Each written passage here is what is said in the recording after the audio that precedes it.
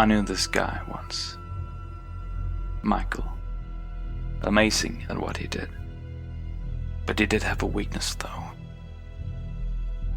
Too honest for his own good he was. And too trusting. That's something that'll get you killed when you rob banks for a living. Now, Michael was the guy with the plan. The mastermind.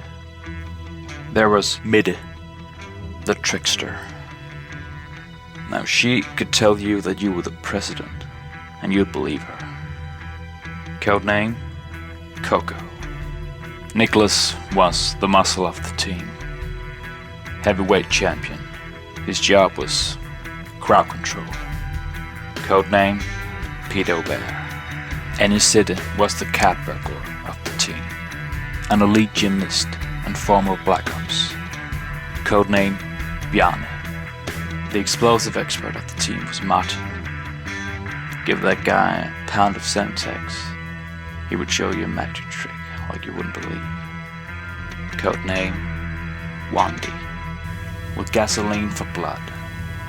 Morten was the born getaway driver. Codename, John.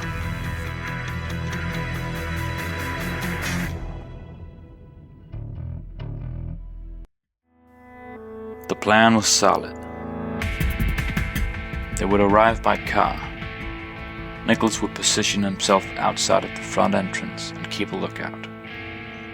The trickster would enter the bank and distract the personnel so that Martin could sneak in and plant a small explosive charge. This would blow open the vault without making much noise. Heist would then drop down through the roof and grab the money. The entire team would then extract and escape in the getaway car. So, as I said, the plan was solid.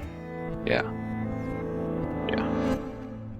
What Michael hadn't accounted for, though, was that each of the team members had their own personal agenda.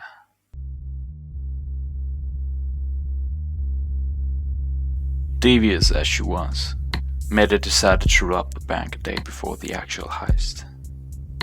Early bird catches the worm, right?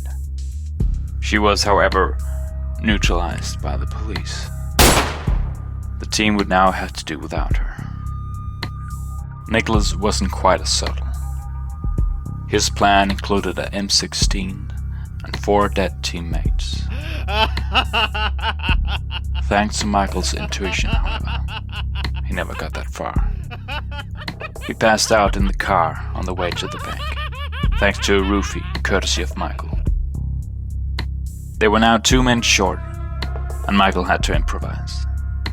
Luckily, Adaption was his middle name. He took position as lookout, and instead entered the building through a second-story window and provided a distraction for the team. Martin was now free to go about his business. The charge that he planted, however, seemed to be a bit more powerful than was originally planned.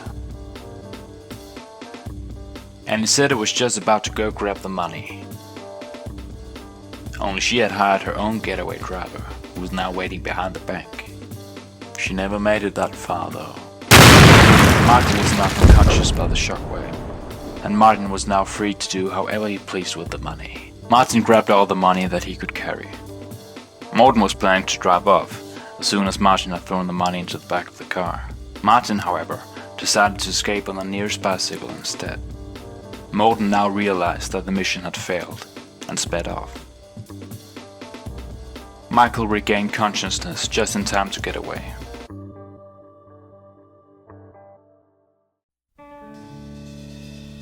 Martin used the money to buy his own private island, where he would live for the rest of his life.